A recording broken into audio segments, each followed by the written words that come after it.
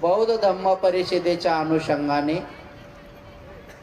पवित्र अशा भरतपूर या गावातील या पवित्र बौद्ध विहाराच्या भूमीमध्ये 23व्या धम्म परिषदेचे सन्मानपूर्वक अध्यक्ष असलेले पूज्य धम्मसेवकजी महाथेरो, पूज्य डॉक्टर प्राध्यापक एम सत्यपालजी महाथेरो, पूज्य श्रद्धानंद बंतेजी, संपूर्ण भिक्खू संघ, भिक्खुनी संघ, सहब्रह्मचारी, या कार्यक्रमाचे पुण्यमय कार्यक्रमाचे सर्व आयोजक, आयोजिका, संयोजक, संयोजिका, दानदाते, दानदात्या, उपासक, उपासिका, बालक आणि बालिकांनो,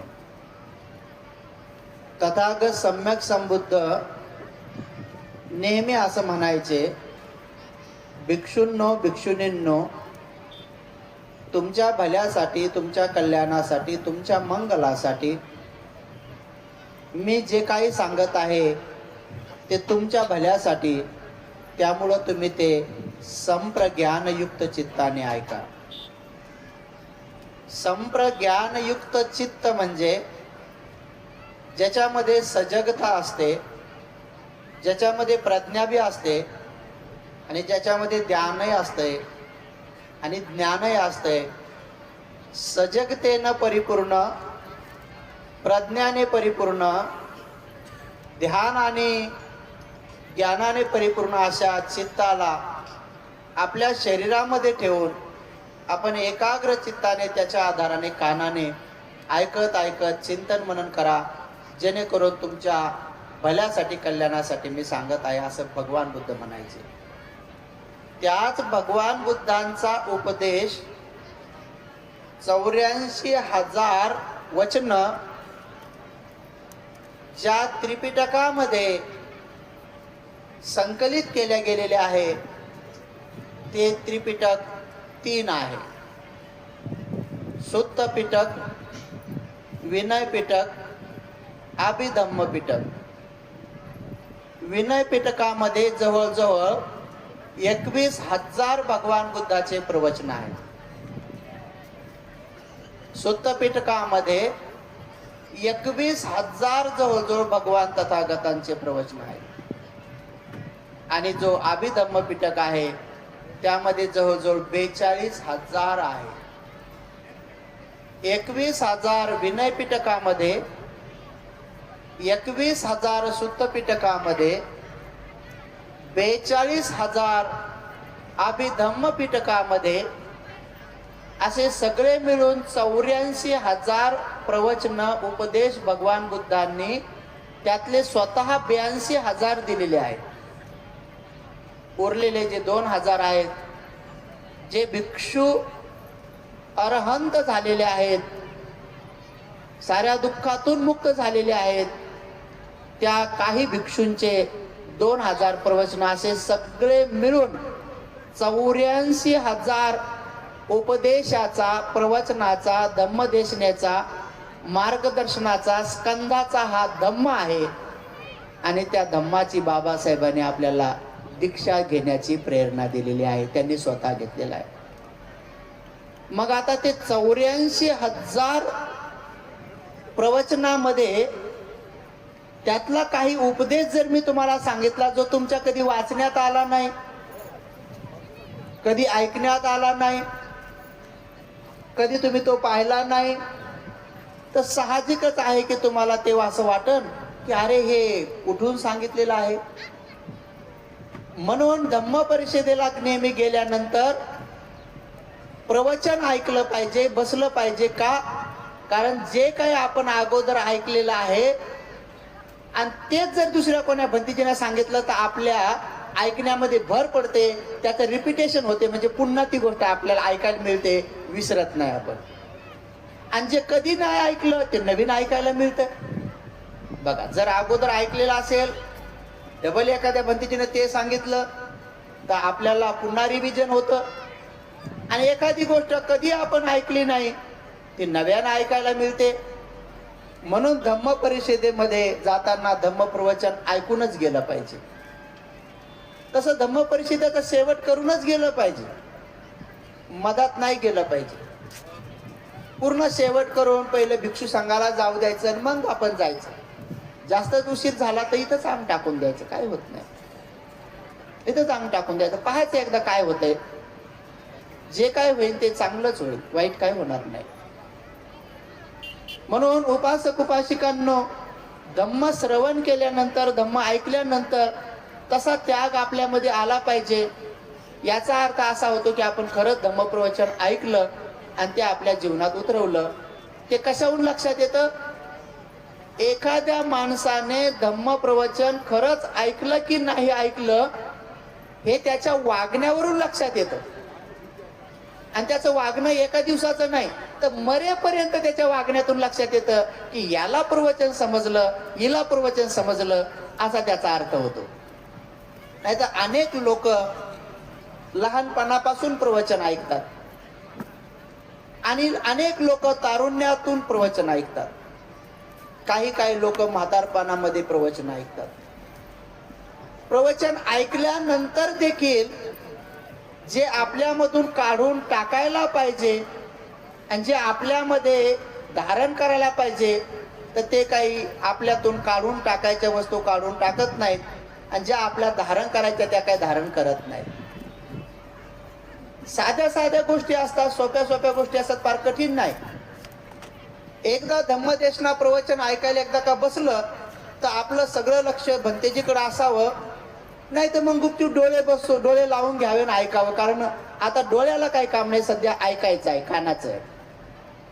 हा, जर का समजा भंतेजी डान्स करत करत प्रवचन देतील तर मग तुमच्या डोळ्याचं काम आहे, मग तुम्हाला पाहावं लागेल. कारण ते पिक्चर मध्ये दोन्ही काम असतंय ना, की ते डान्स बी करतात, ऍक्शन बी करतात आणि मग बोलतात बी. त्यामुळे तुम्हाला डबल तिथं पिक्चरच्या टाक्यामध्ये तुम्हाला कानही उघडे ठेवावं लागतात आणि डोळे उघडे ठेवावं लागतात.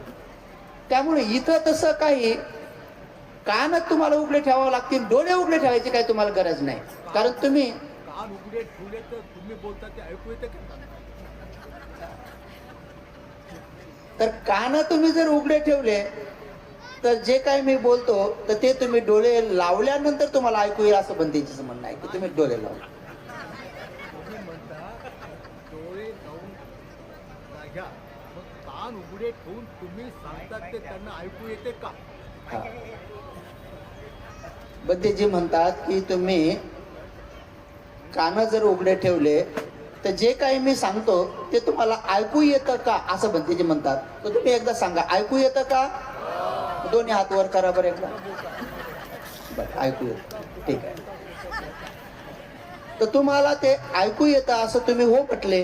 बंतेजीचा अध्यात्म जो उद्देश आहे तो मी तुम्हाला हळूहळू सांगेन की ऐकणं म्हणजे काय, कशाला ऐकणं म्हणतात.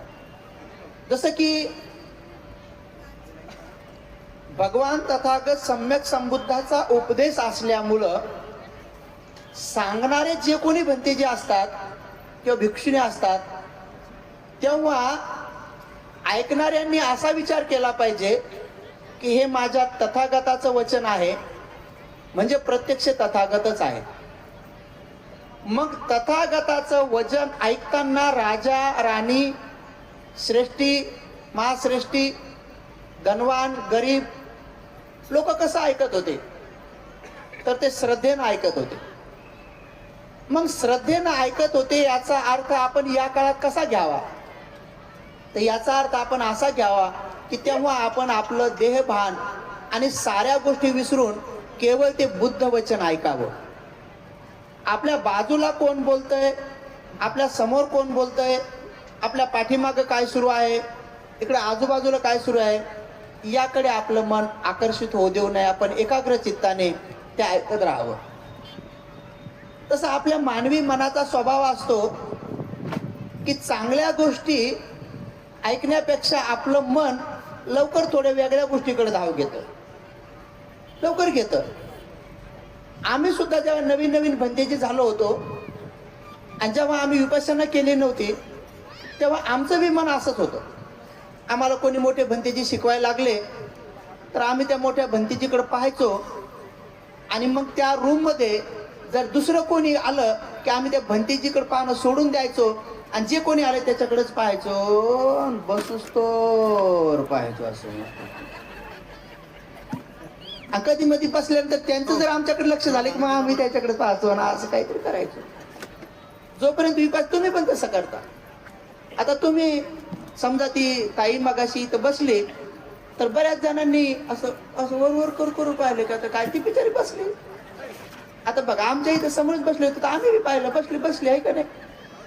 ठीक आहे बसली, त्याच्यानंतर ती बिचारी थोडीशी ओरडत गेली तर बऱ्याच जणांनी विचारलं की बा ओरडत गेली बरं ते आरडणं ऐकल्यानं काय मिळणार आहे समजा.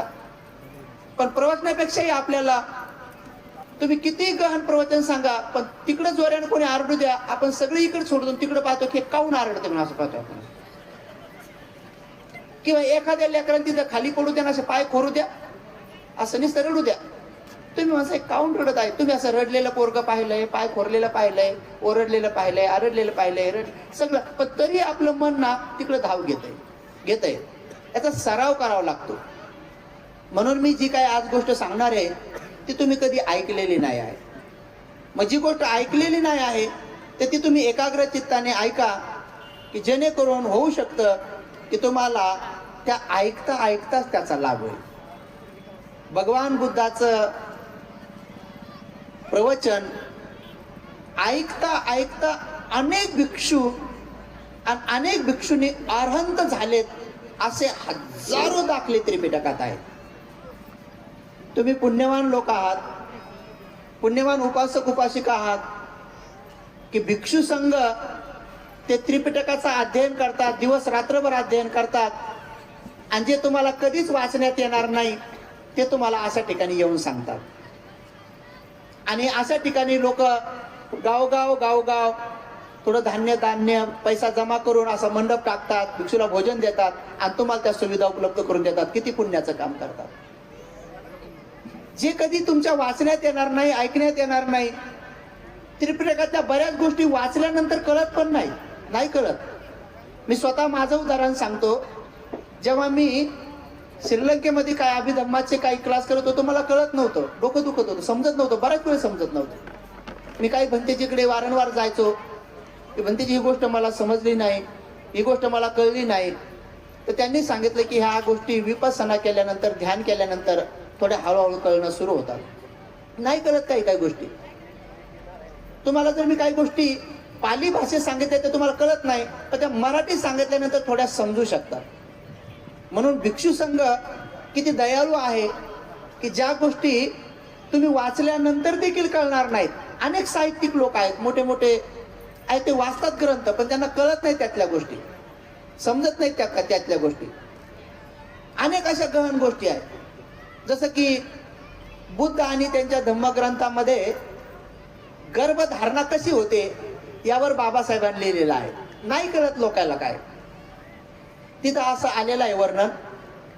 त्यातलं बरंच वर्णन डॉक्टरांना थोडं कळतं, तिथून पुढे डॉक्टरांना बी कळत नाही. डॉक्टरांना बी नाही कळत ती गोष्ट. काही का नाही, अवघडच काम आहे की नाही. बरं डॉक्टर तर सोडा, शास्त्रज्ञांना बी नाही कळत. शास्त्रज्ञांना बी नाही कळत. हा, थोडे बहुत प्रयत्न जर केले तर तुम्हाला कळू शकते. थोडे बहुत जर प्रयत्न केले तर ती गोष्ट तुम्हाला कळू शकते. जसं की माझा विषय वेगळाच आहे पण तुम्हाला थोडंसं स्थिर करण्यासाठी मी हे करत आहे. थोडं नांगरल्यासारखं वाकारल्यासारखं मग पेरतो. म्हणून मी थोडंसं हे करत आहे की कोणाला पण कळतं की नवीन एखादा सत्व जर उत्पन्न व्हायचं असेल तर एक नर असावा लागतो, एक मादी असावा लागतो. हे कोणाला कळतंय. पण नुसता नर आहे, मादी आहे आणि तिसरा सत्व उत्पन्न झाला असं नाही होत. त्याच्यामध्ये पुन्हा आणखी काही गोष्टी सांगितलेल्या आहेत. ही पहिली प्रक्रिया आहे. दुसरी प्रक्रिया आहे की नरामध्ये शुक्राणू असावे लागतात, माद्यांमध्ये भूमीप्रमाणे बीज अंडा असावे लागतात. ही दुसरी प्रक्रिया आहे. ते कोणाला कळते, डॉक्टरला बी कळते. त्याच्याही पुढे असं सांगितलेलं आहे की त्याच्या निस्त्या त्यांच्यामध्ये असण्यानं नाही होत, तर त्यांना एकरूप व्हावं लागतं म्हणतात. एकरूप व्हावं लागतं. कोणत्याही वेळी कोणत्याही टायमामध्ये एकरूप होऊन चालत नाही. जसं की कोणत्याही वेळी शेतकरी शेतात पेरत नाही तर त्याचं पेरण्याचं सीझन आहे. जसं की मिरगाच्या पावसात पेरतात. मिरगाचा पाऊस, जसं ते जमीन भुसभुशीत असावी लागते आणि त्या जमिनीमध्ये पाऊस आधी असं चिखल असावा लागतो. सेम तुम्हाला ऋतुमती व्हावं लागतं म्हणतात. ऋतुमती अनेक लोकांना ऋतुमती शब्द कळत नाही. तुमच्या भाषेमध्ये याला मासिक पाळी यावं लागते म्हणतात. कारण हे करून धम्म शिकवा लागतो. हा असं इतका करून नाही शिकवलं तर कळत नाही कोणाला. या नवीन नवीन पोरी लेकरे बिकरे यांना नाही कळणार आणि त्यांना धम्म शिकवायला पाहिजे. आपण म्हातारे कोतारे मी बी तुमच्याच लिस्टमध्ये म्हाताऱ्याच्या लिस्टमध्ये आपण सगळे मरून जाऊ. यांना कोण शिकवण बिचाऱ्यांना. त्या इतक्या सूक्ष्म बारीक बारीक गोष्टी असतात. तर ज्याप्रमाणे कुठलाही पीक समजा गव्हाचा असेल, तांदळाचा असेल, ज्वारीचा असेल, बाजऱ्याचा असेल, कुठलं जरी पीक पेरायचं असेल तर पहिल्यांदा ती जमीन पाण्याने चिखलासारखी मऊ मऊ करावं लागते. हा गुणधर्म निसर्गाचा आहे. तोच गुणधर्म आईच्या गर्भाशयातला पण आहे. ही इथपर्यंत डॉक्टरांना कळतं. पण आता एक गोष्ट बघा की नराचं असणं मादीचं असणं दोघांमध्ये सुद्धा ज्या गोष्टी शुक्राणू असणं बीजांड असणं त्यांचं एकरूप होणं इतरूप झालं तरीही तिसरा सत्व नाही उत्पन्न होत. याचे हजारो उदाहरणं आहेत. की जसं अनेकांना मूलबाळ होत नाही हे त्याचे उदाहरण आहेत. हजारो नाही लाखो उदाहरणं आहेत. ते नर आहेत, ते मादी आहेत, ते त्यांच्यामध्ये पण हे आहे, त्यांच्यामध्ये हे आहे, दोघं एकरूप बी आहेत पण नाही होत. हे जेव्हा गहिराईमध्ये समजणं सुरू होतं ना, नाही समजत डॉक्टरांना, नाही समजत शास्त्रज्ञांना सुद्धा. आणि बाबासाहेबांनी तो शब्द लिहिलाय त्यामध्ये बुद्धांच्या धम्मग्रंथात. मी धम्म वेगळा सांगणार आहे, फक्त तुम्हाला थोडं सांगून मग तिकडे जाणार आहे की काही गोष्टी नाही समज पण त्या व्यवस्थित नीट सांगितल्या तर मग त्या कळतात. तर तिथं असं वर्णन करतात की नराचं असणं मादीचं असणं दोघांमध्ये सुद्धा शुक्राणू म्हणा किंवा बीजांड म्हणा असणं, दोघांचं एकरूप असणं, त्यांचं ऋतुमती असणं, त्यांचं फलमती होणं, या सगळ्या प्रक्रिया आहेत. ते एकरूपी झाले पण तरीही तिसरा सत्व तोपर्यंत उत्पन्न होत नाही जोपर्यंत तिथं गंधर्व हजर होत नाही. काय कळतंय तुम्हाला गंधर्व सांगा. वाचलं तुम्ही आता हे काय कळतंय? वाचला हे शब्द तुम्ही काय कळतंय? तुम्ही पुन्हा वाचतात. गंधर्व हजर असला पाहिजे. कुठून आणता गंधर्व? हा कसा आणता? तो कसा येतो? तो गंधर्व कसा येतो? आता तो येताना कुठे यावं लागेल? आईच्या गर्भाशयात यावं लागेल. बापाकडे येऊन चालत नाही. तो बापाकडे गेला जय भीम हो असं म्हणून गेला तर कसं होईल? त्या बापाला जय भीम म्हणून गेला गंधर्व, कसं काय जय भीम? तो थोडी काय गर्भधारणा होणार आहे? अब तो या तो हो गया.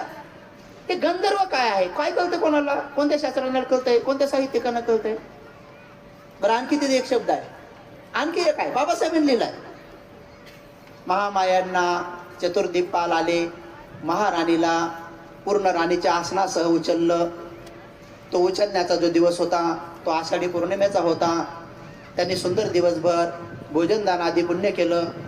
कितीतरी अशा मोहऱ्या गरिबांना दान वाटल्या. आपल्या सैनासनामध्ये झोपण्यासाठी गेल्या. चतुर्दीपाल आले, त्यांना उचलून हिमालयाच्या पायथ्याशी तिथे घेऊन गेले. नंतर त्यांच्या राण्या आल्या, चतुर्दीपालांच्या राण्या आल्या. काय कळतं तुम्हाला चतुर्दीपाल म्हणजे कोण आला असेल? चतुर्दीपाल आले. बघा गंधर्व कळतंय का? नाही कळत. वाचतो आपण पण नाही कळत. गरज आहे का नाही भिक्खू संघाची? म्हणून बुद्ध नावाचे डॉक्टर, धम्म नावाची दवा आणि भिक्खू संघ नावाचे नर्स या तिघांची गरज आहे.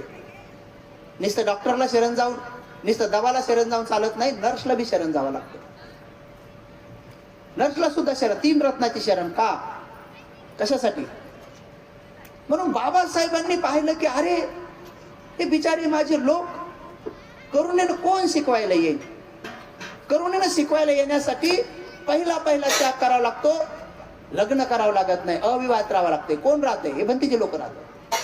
हा पहिला त्याग होतो का? नाही होत ना. एवढं सोपं थोडी आहे. तुम्हाला काय असं वाटतंय का आम्हाला बायका दिल्या नसते? कोण नसते दिल्या? अहो मी एका 2 डोळे आंधळ्या माणसाचं लग्न झालेलं पाहिलं. मी त्याच्याकडे पाहिलं म्हणजे आपल्या तुरुळे आपल्याला दिली असते कोण? तुम्हाला काय वाटतं का आम्हाला बायका नसते दिल्या? कोण तुम्हाला काय असं वाटतं की बा आमच्या वाट्यावर काहीच नसतं आलं? भंतीची वाट्यावर काहीच नसतं आलं? आमच्या घरीदारी समजा एखादं एकर बी शेती नसेल, त्यातलं काय अर्धा तास बी नसतं आमच्या वाट्यावर आलं.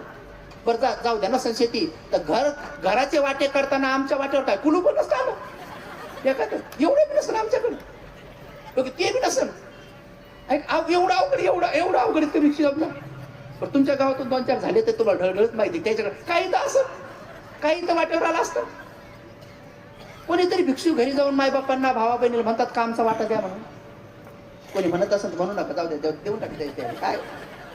आणि कधी कधी कोणी आणि समजा कोणी म्हणत बी असेल तर चांगल्या कामासाठी सगळं परिवार मिळून विहारासाठी दे. जसं की माझ्या सुद्धा आई वडिलांनी सगळी शेती विकून विहाराला दिली, देतात कधी कधी कधी कधी कोणाला उत्पन्न देतात.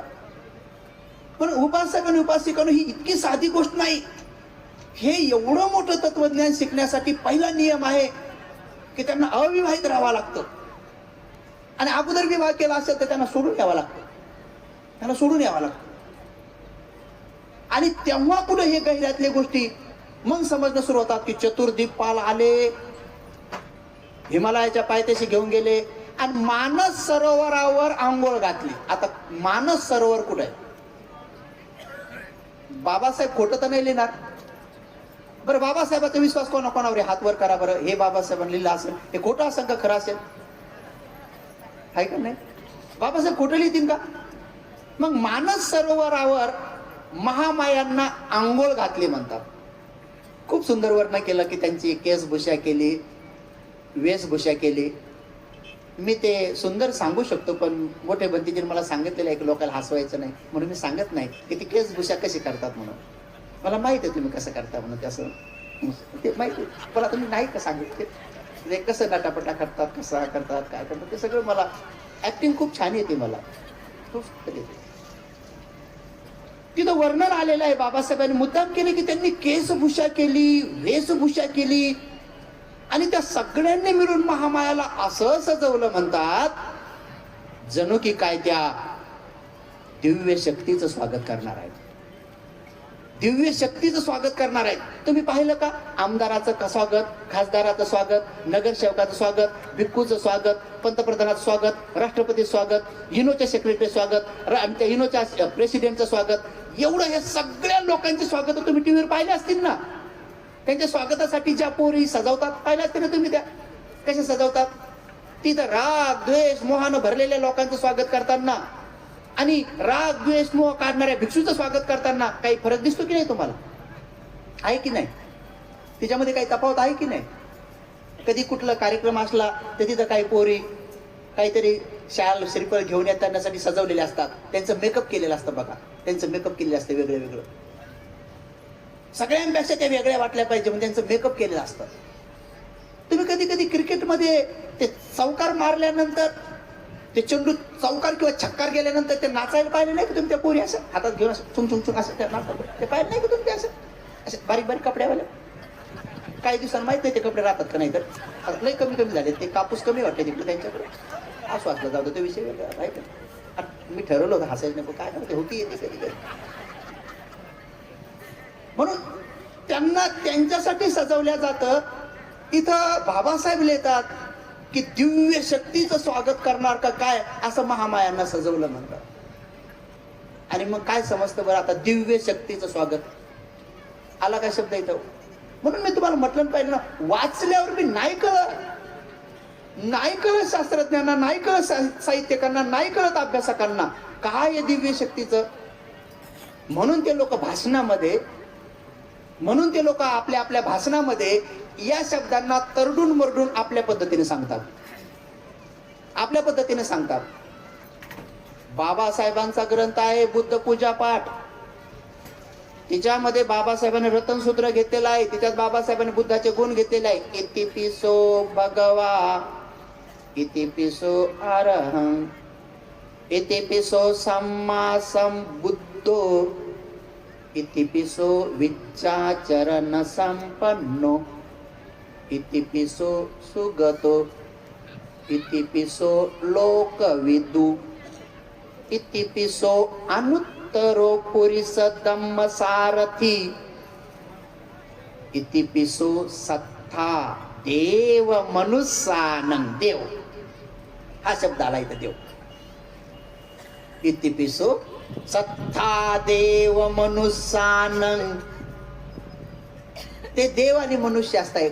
काय कळतंय देव म्हणजे काय? बाबासाहेब लिहितात तर ते साहित्यिक, ते अभ्यासक, ते भाषण देणारे, ते प्रवचन करणारे, ते व्हॉट्सअप युनिव्हर्सिटीचे विद्यार्थी, ते फेसबुक युनिव्हर्सिटीचे विद्यार्थी, ते ट्विटरचे विद्यार्थी, ते इंस्टाग्रामचे विद्यार्थी, सोशल मीडियावरले जे जे काय आहेत ते सगळे आपल्या मनानं अर्थ काढतात की ज्ञानी विद्वान पुरुष म्हणजे देव. अरे मग काय ज्ञानी शब्द लिहायला काय भीती वाटली होती त्यांना? काय त्यांना कोणी दंड देणार होतं ज्ञानी लिहा म्हणून? कशाला लोकांना कोड्यात पाडले? अरे ज्ञानी म्हणजे ज्ञानी हा वेगळा शब्द आहे, विद्वान म्हणजे विद्वान हा शब्द वेगळा आहे. अरे प्रज्ञावान म्हणजे प्रज्ञावान वेगळा शब्द आहे. हा देव शब्द यांना नाही लागू होऊ शकत. मनुष्य नाहीत ते, मनुष्यांना नाही म्हणत देव. म्हणून बुद्धाने सुद्धा 3 प्रकारचे देव त्या काळात पण सांगितलेले आहेत. मग कोणाला म्हणायचं देव? देव ही व्याख्या कोणासाठी आलेली आहे? तर देव हे शब्द व्याख्या दिसणाऱ्या आणि न दिसणाऱ्या दोन्ही गोष्टीसाठी आलेली आहे. समुत्ती देव, उपपत्ती देव, विशुद्धी देव. भगवान जेव्हा देव देव देव देव शब्द वापरायचे तेव्हा अनेक भिक्खू भिक्षुनी ज्यांना अजून देवता लोकांना पाहण्याची दृष्टी प्राप्त झाली नव्हती ते विचारायचे प्रश्न, भगवान हे देव देव देव काय आहे, हे कुठे राहतात?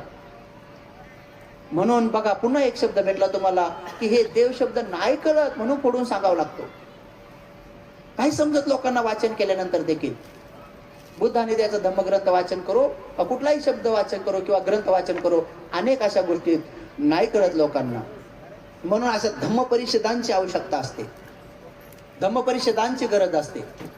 आणि धम्मपरिषदेमधून मग पूज्य भिक्खू संघाद्वारे भिक्षुणी संघाद्वारे लोक कल्याणाच्या लोकांच्या हितासाठी धम्माचं दान केलं जातं. मग धम्माचं दान म्हणजे प्रवचन. म्हणून ज्या भगवान तथागत सम्यक संबुद्धाच्या धम्माची आपण दीक्षा घेतली, आपल्या पूर्वजांनी दीक्षा घेतली, ते भगवान तथागत सम्यक संबुद्ध नेमकं कोण आहेत कळलं तर पाहिजे आपल्याला. ते कोण आहेत ज्यांच्या धम्माची आपण दीक्षा घेतली? कोण आहेत ते? आणि ते बुद्ध कसे झाले? बुद्ध होण्यासाठी त्यांनी कोणत्या परीक्षा पास केल्या? कोणत्या विद्यापीठात ऍडमिशन होतं? त्यांनी कोणत्या डिग्र्या मिळवल्या? आणि ते बुद्ध कसे झाले? त्या बुद्धत्वामध्ये त्यांना ज्ञान प्राप्त झालं म्हणजे नेमकं काय झालं? ते ज्ञान त्यांनी लोकांना वाटण्यासाठी 45 वर्ष का बरं लागले? आणि 84,000 प्रवचन द्यावे लागले. आणि ते 84,000 प्रवचनाला संकलित करण्यासाठी 3 पेटारे, 3 पुस्तकं मोठे मोठे, म्हणजे ते मोठे 45 आहेत, जवळजवळ 45-52 आहेत, पण 3 पेटारे ज्याच्यामध्ये धन हिरे मौल्यवान वस्तू जतन करतात त्याला आपण पेटारा म्हणतो, त्याला पेटी म्हणतो. बुद्ध वचन हे रत्नापेक्षाही सर्वश्रेष्ठ रत्न आहे. यं केंची रत्नं लोके विज्जती विविधा पुथु रत्नं बुद्धं रत्नं धम्मं रत्नं संघं समं नथी तस्मा सोत्थी भवन्तु ते. ते मौल्यवान असे रत्न आहेत. म्हणून ते पेटाऱ्यामध्ये बुद्धाचं वचन, ते धम्म आचरण करून अनंत पदाला प्राप्त झालेल्या ते संघ रत्न ते पेटाऱ्यात आहेत. म्हणून 21,000 प्रवचन विनय पिटकात आहेत, 21,000 सुत्त पिटकात आहेत, 42,000 अभिधम्म पिटकात आहे. असे टोटल 84,000 आहेत. कधी वाचतान तुम्ही? कधी वाचतान? एवढे ग्रंथ भर ते पालित आहेत. बर त्यातलं ट्रान्सलेशन हिंदीत केलेलं आहे. ती हिंदी भाषा एवढी कठीण आहे, ती डोक्याच्या बी वरून नाही, ती मंडपाच्या बी वरून जाते. हे डोकं तर सोडा, तिथं मंडपाच्या वरून जात. चालतं फिरतं विद्यापीठ भदंत आनंद कौशल्यांजी, पंडित राहुल सांकृत्यांजी, जगदीश काश्यपायांजी, या 3 महाज्ञानी बुद्धाच्या पुत्रांनी ट्रान्सलेट केलेलं आहे. गोयंका गुरुजी उपकार की त्यांनी ते पूर्ण ट्रान्सलेट केलेलं आहे. त्याचा बंचचे बंच विहाराला दान दिलेला आहे. किती वाचन करावं लागतंय, किती चिंतन मनन करावं लागतंय, किती ध्यान विपස්සना करावं लागतंय. आणि तेव्हा कधी लोकांना थोडं फोडून सांगावं लागतंय. म्हणून हे 70 वर्ष आपले 70 वर्ष आपले धम्माचं नागरण करण्यात, हे धम्माचं वखरण करण्यात, हे धसकट काढण्यात, हे कुंदे काढण्यातच गेले, तर अजून धम्माचं बीज पेरलं नाही. चतुर आर्य सत्याचा अवबोध, 37 बोधी पाक्षे धर्माचं धम्मदेशना देण्याची प्रक्रिया पूज्य धम्मसेवक भंतेजी सोडून अजून कोणी सुरू केलेली नाही. कारण अजून तशी भूमी दिसत नाही, तसे चित्त दिसत नाही, तसं ऐकणारा वर्ग दिसत नाही. बिचारे हे तरुण मुलं मुली हे जे काय आहेत, यांना धम्मोपदेश देत असताना, धम्म प्रवचन देत असताना त्यांच्या मनाला लवकर समजलं पाहिजे, पटलं पाहिजे म्हणून असं हसून खेळून सांगितलं त्यांना समजतं. पण गंभीर धम्म कसा गंभीर धम्म कसा सांगता येईल? आणि म्हणून त्या काळामध्ये भगवंताचा उपदेश ऐकत ऐकत ऐकत अरहंत झाल्याचे हजारो नाही लाखो उदाहरण त्रिपिटकामध्ये त्याचं खूप सुंदर वर्णन आलेलं आहे. म्हणून तुम्ही आता एकाग्र चित्ताने ऐका की ज्यांचा सद्धम्म आपण जीवनामध्ये उतरवण्याचा अधिष्ठान संकल्प बाबासाहेबांच्या द्वारे दीक्षित होऊन केलेला आहे. ते नेमके तथागत बुद्ध कोण आहेत? कोण आहेत ते बुद्ध नेमके? तर त्या संदर्भातला आपण उपदेश एकाग्र चित्ताने ऐका. उपासक आणि उपासिकांनो, 20 असंख्येय 1,00,000 कल्प 2600 वर्षापूर्वीची गोष्ट आहे. किती लंबी आहे? 20 असंख्येय 1,00,000 कल्प 2600 वर्षापूर्वीची गोष्ट आहे. तुम्हाला ती आता आज ऐकायची आहे. मग एवढी लंबी गोष्ट जर असेल तर किती एकाग्र चित्ताने ऐकावं लागेल. ती सहजासहजी समजन का? असाच एक युवक महाकरुणा, महाश्रद्धा, महाबलधारी आईची सेवा करत आहे. आईच्या सेवेमध्ये रत आहे, आईच्या सेवेमध्ये खुश आहे, प्रसन्न आहे. आणि तो तरुण, तो युवक दृढ निश्चय संकल्प करत आहे की मी माझ्या आईची सेवा जी श्रेष्ठ पद्धतीने करत आहे त्याही पेक्षा अधिक पद्धतीनं माझ्या आईची सेवा माझ्या हातून व्हावी, असा त्या युवकाचा मानस झालेला आहे, इच्छा झालेली आहे. मग तो युवक असा विचार करतो की मी माझ्या आईची सेवा अधिक पद्धतीने चांगली करण्यासाठी मला थोडं दूरच्या प्रदेशामध्ये कामाला जावं लागेल. जसं की आजकाल लोक दुबईला जातात, अबुधाबीला जातात, बहरीनला जातात, जपानला जातात, काही लोक चायनाकडे जातात, काही लोक अमेरिकेला जातात. वेगवेगळ्या देशामध्ये वेगवेगळ्या IT सेक्शन किंवा वेगळ्या सेक्शनच्या माध्यमातून नोकऱ्याला जातात. त्यांचा जो उद्देश असतो आपल्या घरीदारी पैसा कमवू, गाड्या घोड्या घेऊ, सोनं नाणं घेऊ, हिरे माणिक मोती घेऊ. पण ह्या युवकाचा उद्देश आहे की मी माझ्या आईची मनोभावे सेवा करावी, खूप शुद्ध अंतकरणाने सेवा करावी. म्हणून त्या युवकाने दृढ निश्चय केलेला आहे आणि तो आपल्या आईला घेऊन दुसऱ्या प्रदेशात निघालेला आहे, जहाजात बसलेला आहे. बघा, हे ज्या भगवंताची आपण दीक्षा घेतली ते नेमके कोण आहे, कोण आहे तुम्हाला कळत. आणि म्हणून तो युवक जहाजामध्ये घेत बसला आहे, आपल्या आईला पण घेतलेला आहे आणि आपल्या आईला जहाजात घेऊन दुसऱ्या प्रदेशाला निघालेला आहे. जहाजाचा प्रवास सुरू झालेला आहे. समुद्रामधून जहाजाचा प्रवास दिवस रात्रीचा प्रवास आहे. 1 दिवस, 2 दिवस, 3 दिवस, लगातार 6 दिवस पर्यंत प्रवास सुखाने झालेला आहे. आणि 6व्या दिवशी अचानक तुफान समुद्रामध्ये आलेला आहे. मोठं चक्रीवादळ आलेलं आहे आणि संपूर्ण जहाज तुटून फुटून मोठा ऍक्सिडेंट झालेला आहे. आणि सारे जहाजातले लोक त्या मोठ्या तुफान लाटेमध्ये मरताना एकमेकांना पाहत आहेत, एकमेकांना मरताना पाहत आहेत. जेव्हा लोक मरतात तेव्हा फक्त स्वतःचा विचार करतात की मी वाचलो पाहिजे, मी वाचलो पाहिजे, हा मानवी स्वभाव आहे. आणि म्हणून असे जेव्हा त्या लाटेमध्ये गटंगळ्या घेऊन डुबून मरत आहेत, किंकाळ्या घेऊन मरत आहेत, आरडू आरडू मरत आहेत, अशा अवस्थेमध्ये केवळ एकमेव तो युवक मात्र त्या लाटेमध्ये आपल्या आईला शोधत आहे की माझी आई कुठे आहे. एकमेव तो युवक दुसऱ्याचा विचार करत आहे, स्वतःचा नाही, आईचा विचार करत आहे. मरताना लोक फक्त स्वतःचा विचार करतात, दुसऱ्यांचा नाही विचार करत. खाताना पण काही काही लोक स्वतःचा विचार करतात, दुसऱ्यांचा नाही करत. पण हा युवक बघत आहे की माझी आई कुठे आहे, त्या सगळ्या मरणाऱ्या लोकांमध्ये शोधत आहे. तेव्हा दूर थोड्या अंतरावर एका लाकडाला पकडून आई त्याला दिसत आहे. तो तरुण भरता वेगाने पोहत पोहत तिथं जात आहे आणि लगेच आईला खांद्यावर घेत आहे आणि तो विषय खांद्यावर घेऊन तो तरुण पोहत आहे आणि असा विचार करत आहे की मी माझ्या आईला वाचवीन, मी माझ्या आईला मरू देणार नाही, मी माझ्या आईला डुबू देणार नाही, असा तो युवक विचार करत आहे. आणि आईला खांद्यावर बसवलेला आहे. स्वतः समुद्राच्या लाटामध्ये वाचणं किती कठीण आहे.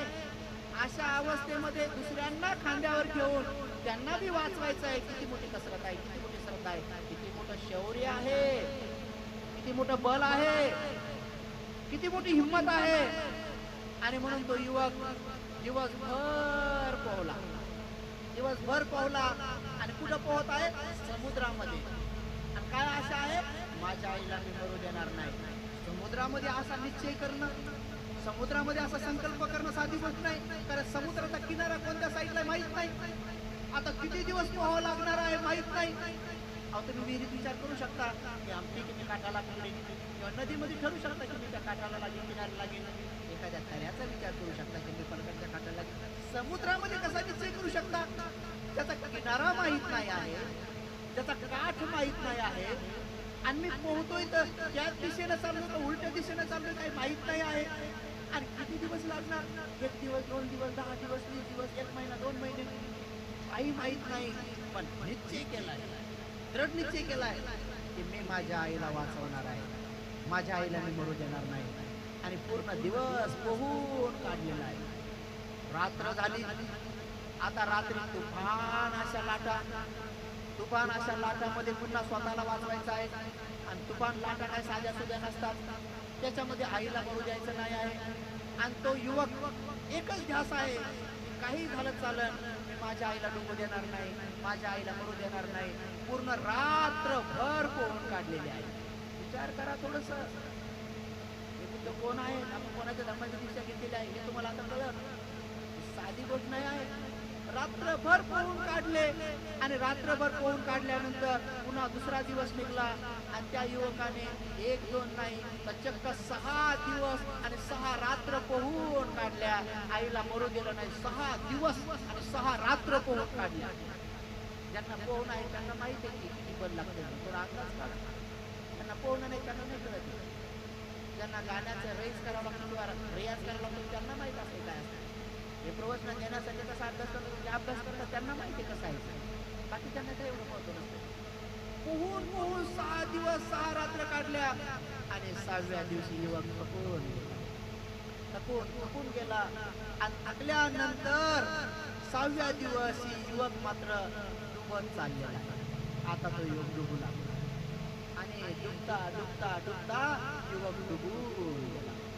जसाही तो युवक पाण्याखाली डुबला, तो डुबल्यानंतर त्या युवकाच्या मनात उत्पन्न झालं त्यार वर तर माझी आई आहे, मी डुबलो तर माझी आई मरण. 6 दिवस तो डुबला नाही, 6 दिवस वरच्यावर पोहला. पण आता 6व्या दिवशी इतका थकला, एवढा थकला तो युवक का अक्षरशः तो युवक डुबून गेला. पण डुबल्यावर पाण्याखाली त्याच्या मनात उत्पन्न झालं वर तर माझी आई आहे, खांद्यावर तर आई आहे. आणि मी जर असा धीर सोडला, मी जर असं शौर्य सोडलं, मी जर असं हिंमत सोडली तर आई मेल्याशिवाय राहणार नाही. म्हणून त्यांना करुणा उत्पन्न झाली, महामैत्री उत्पन्न झाली आणि त्यांनी पाण्याखालीच ठरवलं की मी बुद्ध बनेल, मी बुद्ध बनेल, मी बुद्ध बनेल. आणि म्हणून त्यांनी दृढ निश्चय केला.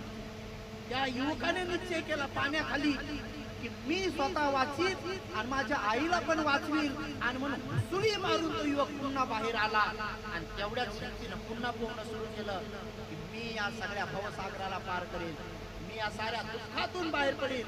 आणि खरंच 7वा दिवस निघला रे निघला, तर त्या युवकाला समोर किनारा दिसला, एक बेट दिसलं, आणि सही सलामत तो युवक आपल्या आईला त्या बेटावर घेऊन आला. आणि जसंही बेटावर आला, त्या युवकानं आईला वाचवलं, आणि जसं खांद्याहून त्या युवकानं खाली आईला ठेवलं, तर ठेवल्या बरोबर त्या आईनं कडाडून मिठी मारली. त्या आईनं आपल्या बालकाला, त्या आपल्या पुत्राला कडाडून मिठी मारली आणि ढसाढसा रडून ती म्हणाली, बाळ बाळ, ज्या हिमतीनं, ज्या धैर्यानं, ज्या शौर्यानं, ज्या ममत्वेनं, ज्या प्रेमाने तू मला वाचवलंय, तसंच तू या सगळ्या संसारातल्या लोकांना वाचव. तू बुद्ध बन म्हणे, तू बुद्ध बन म्हणे. अरे तो युवक विचार करू लागला, मी पाण्याखाली असताना माझ्या मनात हा विचार आला, आणि आई तुझ्या बी मनात हा विचार आला. आई, हीच गोष्ट मला पाण्याखाली असताना तुला वाचवताना उत्पन्न झाली. हो बाळ, जेवढ्या प्रेमाने तू आईला वाचवलंय, जेवढं तुझं माझ्यावर प्रेम आहे, तेवढंच प्रेम तू या सगळ्या संसारातल्या लोकांवर कर, तेव्हा तू बुद्ध बनशील, तेव्हा तू बुद्ध बनशील. तेवढं प्रेम लागते म्हणजे या सगळ्या लोकांवर. आणि मग त्यांनी विचार केला की हो आई, मी बुद्ध बनेल, मी बुद्ध बनेल, मी बुद्ध बनेल. आपल्या सिद्धार्थ गौतमांचा तो पहिला जन्म आहे. कधीची गोष्ट ही 20 असंख्य 1,00,000 कल्प 2600 वर्षापूर्वीची गोष्ट आहे. हा त्यांचा पहिला जन्म आहे, हा त्यांचा पहिला जन्म. मग तेव्हा त्यांनी ठरवलं की मला आता बुद्ध बनायचंय. मग बुद्ध बनण्यासाठी काय करावं लागेल, काय करावं लागेल म्हणून माहित नाही, काय करावं लागेल म्हणून माहित नाही. पण पुण्य केलं, आईला वाचवलं, आणि तेच काम त्या देवता लोकात असलेल्या स्पेशल सहपती ब्रह्मांच्या चित्तामध्ये त्या दिवशी उत्पन्न झालं की या सगळ्या लोकांमध्ये कोणी असं आहे का की जे दुसऱ्याचा विचार करतंय, कोणी असं आहे का की जे दुसऱ्याचा विचार करतंय. तेव्हा त्या सहपती ब्रह्माने जेव्हा आपल्या दृष्टीने 31 लोक पाहिला, त्या 31 लोकांमध्ये 6 दिवसापासून पोहणारा हा युवक दिसला आईला खांद्यावर घेऊन. 6 दिवसापासून एक युवक पोहत आहे आणि आईला वाचवायचं आहे. तर त्या सहपती ब्रह्माला दिसलं की या संपूर्ण पृथ्वीवर मी एकमेव एकच युवक पाहत आहे, जो समुद्रामध्ये आहे आणि 6 दिवसापासून पोहत आहे, 6 रात्रीपासून पोहत आहे, आणि काय दृढ आहे, मी आईला वाचवेल. आणि म्हणून त्या सहपती ब्रह्मानं पाहिलं की खरंच हा आईला वाचवणार आहे का, खरंच हा बुद्ध होणार आहे का. तेव्हा त्यांच्या लक्षात आलं की पाण्याखाली डुबता डुबता युवकाने दृढ निश्चय केलेला आहे, आणि म्हणून त्या देवताद्वारे देखील त्यांना मदत मिळालेली आहे. जी मदत नेहमी जे लोक सत्कर्माच्या मार्गावर चालतात, तर या युवकांना सुद्धा बुद्ध बनण्यासाठी हा संकल्प करताना मात्र सर्वतोपरी मदत मिळालेली आहे. आणि मग त्या युवकांनी दृढ निश्चय केला. तो युवक पुढे चालून अशाच आपल्या पुण्य पारमिता करत करत करत करत करत एकदा त्या युवकाची भेट, त्या युवकाचा जन्म अमरावती नगरमध्ये झाला. अमरावती नगरमध्ये त्या युवकाचं नाव सुमेध ठेवण्यात आलं. त्या युवकाला लहानपणी या सगळ्या तक्षशिला सारख्या महाविद्यापीठामध्ये टाकण्यात आलं. तो युवक लहानपणी 7 वर्षाचाच असताना तिथं गेला. जेव्हा 14 वर्षाचा बनून तो युवक जेव्हा अमरावती नगरमध्ये घरी आला, तोपर्यंत आजी आजोबा, नाना नानी, आई वडील सगळे मरण पावले होते. वापस आल्यानंतर घरी एक वृद्ध बाबा, म्हातारा बाबा होता. सुमेधांना वापस येऊन पाहिल्यावर तो म्हातारा बाबा खूप प्रसन्न झाला. सुमेधांना हात जोडून म्हणाला, सुमेध, बरं झालं तुम्ही आलात, आता माझं काम संपलं. चला म्हणे मी तुम्हाला तुमची संपत्ती दाखवतो आणि संपत्ती तुमच्या हवाली करतो, आणि मी माझ्या घरी जातो, मी माझ्या कामाला जातो किंवा माझी सुट्टी करून घेतो. तेव्हा ते सुमेध म्हणाले, बाबा माझी संपत्ती? हो हो हो म्हणे, तुमची संपत्ती किती आहे ते बघा. आणि म्हणून मग ते युवक आणि ते सुमेध ऋषी आणि तो म्हातारा बाबा दोघं संपत्ती पाहणं सुरू केली. तेव्हा 7 दिवस लागले. 7 दिवस लागले संपत्ती दाखवायला.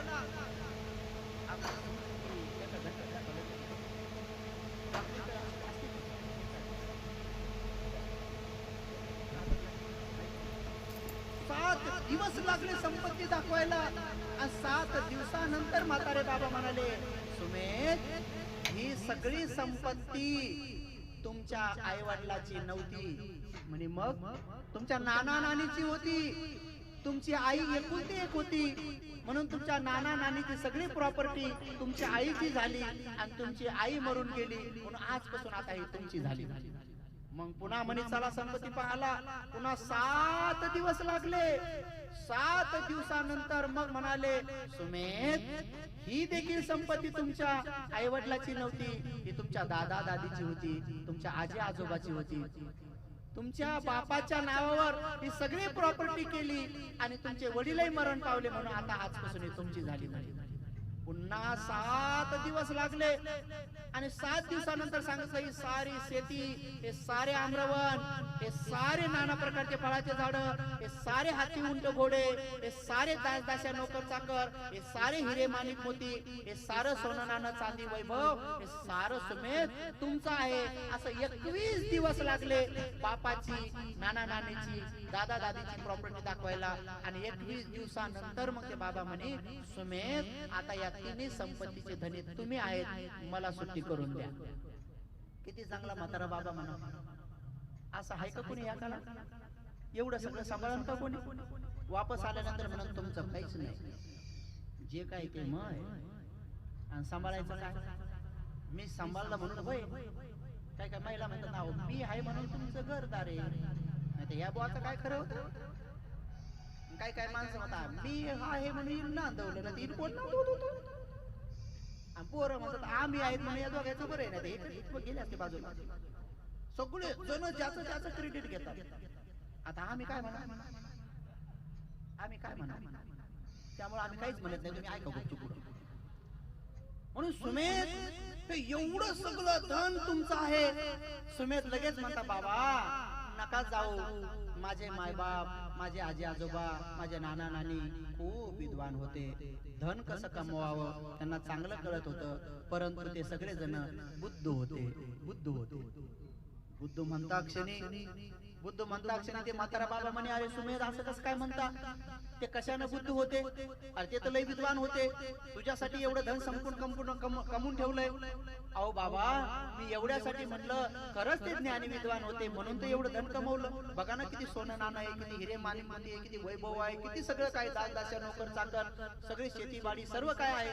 विद्वान होते, ज्ञानी होते म्हणून तर कमवलं. पण बुद्ध याच्यासाठी म्हणलं, कारण बुद्ध यासाठी होते, कारण मेल्यावर काही सोबत नाही नेलं, इथं ठेवून गेले म्हणून म्हणलं बुद्ध होते. मेल्यानंतर सोबत काही नाही नेलं, सगळं इथं ठेवून गेले, म्हणून सोबत कसं न्यावं याचं ज्ञान नव्हतं, म्हणून बुद्ध म्हटलं म्हणे त्यांना. पण बघा म्हणे, मी हे सगळं धन मेल्यावर बी सोबत नेणार आहे, म्हणून तुम्हाला म्हणतो जाऊ नका. पहा, ते म्हातारा थांबूनच गेलो, कसं संग नेणार आहे, पाहून तरी घ्या. काय विद्या आहे मेल्यावर संगण्याची. म्हणून धन जीवन भर सोबत ठेवता आलं पाहिजे आणि मेल्यावर बी सोबत नेता आलं पाहिजे. ती विद्या फक्त तथागत बुद्ध सांगू शकतात. आणि म्हणून ते सुमेध म्हटले, थांबा थांबा बाबा. आणि त्या सुमेधाने लगेच चारी दिशेला शामियाने टाकले, म्हणजे मंडप टाकले आणि सांगितलं, गावागावात दौंड्या पिटवा, गावोगाव जाऊन दौंड्या पिटवा आणि असं सांगा की सुमेध ऋषीचं जे धन आहे, तर ज्यांना ज्यांना जे जे पाहिजे त्यांनी त्या त्या दिशेला येऊन त्या मंडपामध्ये येऊन थांबावं आणि त्यांना जे जे पाहिजे ते त्यांनी घ्यावं. असं त्याने 6 महिने लगातार त्याचं सगळी संपत्ती दान वाटली, पण ती संपत्ती संपली नाही, वाढतच गेली.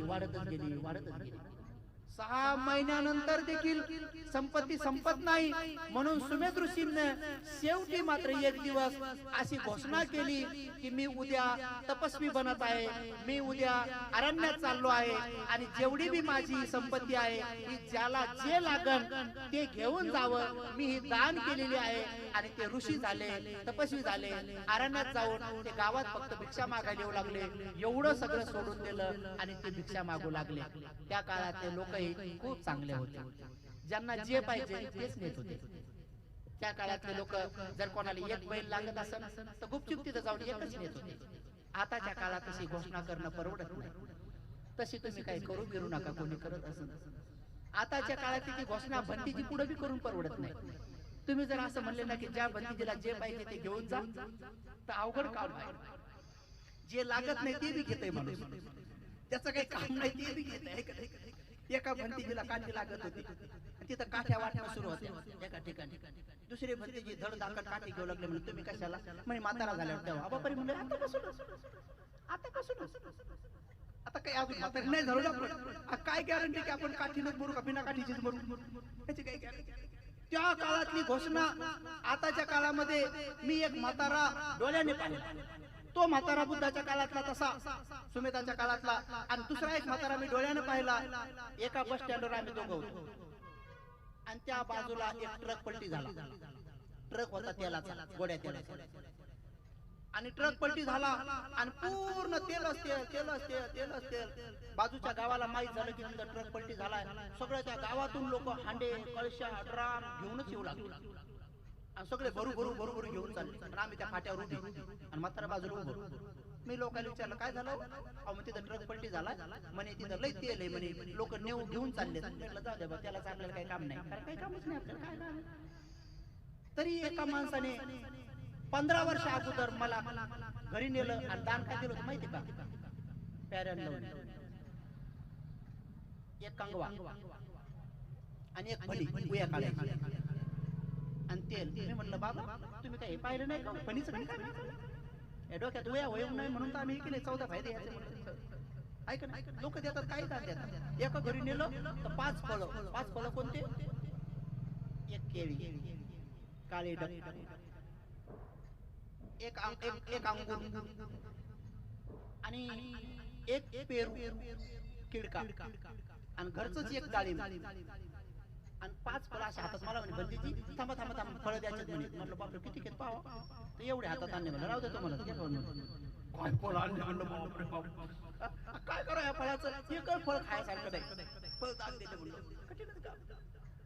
आताच्या काळामध्ये तो म्हातारा बाबा मी पाहिला. तो म्हातारा बाबा कोणाला बी म्हणू लागला कळशी द्या, हांडा द्या. लोक म्हणे तुम्हाला हांडा द्या ना आम्ही काय करा, तेल आम्हाला बी लागते. आणि तो बाबा दुसऱ्या गावाला चालला आणि तो फाट्यावर उभा होता.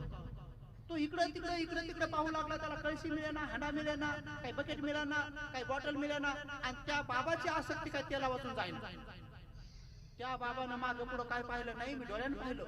त्या बाबाने इकडं तिकडं पाहिलं आणि डायरेक्ट धोतर सोडलं आणि हाफ चड्डीवर अशी चट्टेपट्टी हाफ मी त्या म्हाताऱ्याकडेच पाहिलं. म्हणजे काय म्हणे करतो बरोबर थांबा पण.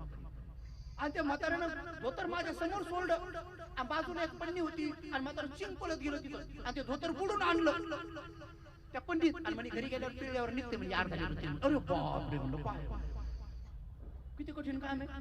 म्हणलं बाबा हे धोतर खराब झालं ते पाहू म्हणे काय करायचं नाही, पण तेल तर भेटलं म्हणे. घरी गेल्यावर असं पिळलं की निघते म्हणे अर्धा लिटर. काय कठीण काम आहे. अजब लोक ऐकले किती अवघड काम आहे. त्या सुमेधांनी सांगितलं ते सर्व दान घ्या आणि सुमेध ऋषी निघून गेले.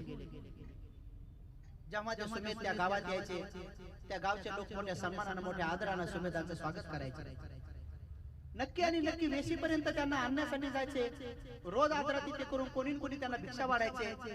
पण एक दिवस असा झाला की त्या सुमेधाकडे कोणी बघायला तयार नाही, त्या सुमेधला कोणी बोलायला तयार नाही. सगळे गावकरी लोक कामात मग्न आहेत, कामात बिझी आहेत आणि अशा अवस्थेमध्ये सुमेध विचार करतात की मला वेशीवर कोणी घ्यायला आलं नाही. अरे गावात आलो तरी आदरातिथ्य करायला कोणी तयार नाही. अरे मला लोक प्रसन्न चित्ताने भिक्षा आधी वाढतात, आज असं कोणी हे करायला तयार नाही. तेव्हा सुमेधांना असं वाटलं की सगळं गाव चेहऱ्यावर प्रसन्नता आहे, खुशी आहे, सगळं गाव काम करत आहे. तेव्हा ते सुमेध ऋषी त्यांना विचारतात अरे गाववाल्यांनो असं काय झालं की तुम्ही आज माझ्याकडे कोणी पाहायला तयार नाही आणि तुम्ही सगळे कामात मग्न आहात, कामात बिझी आहात, काय करत आहात, कोण येणार आहे तुमच्याकडे, काय राजा येणार आहे.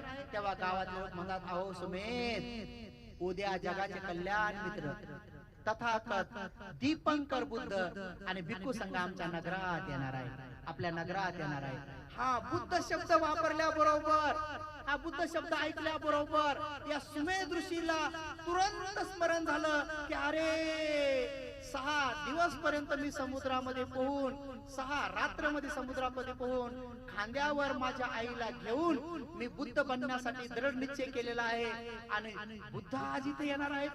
आज मला नक्की ते बुद्ध काय आहे, ते बुद्ध कसे असतात हे पाहायला मिळेल.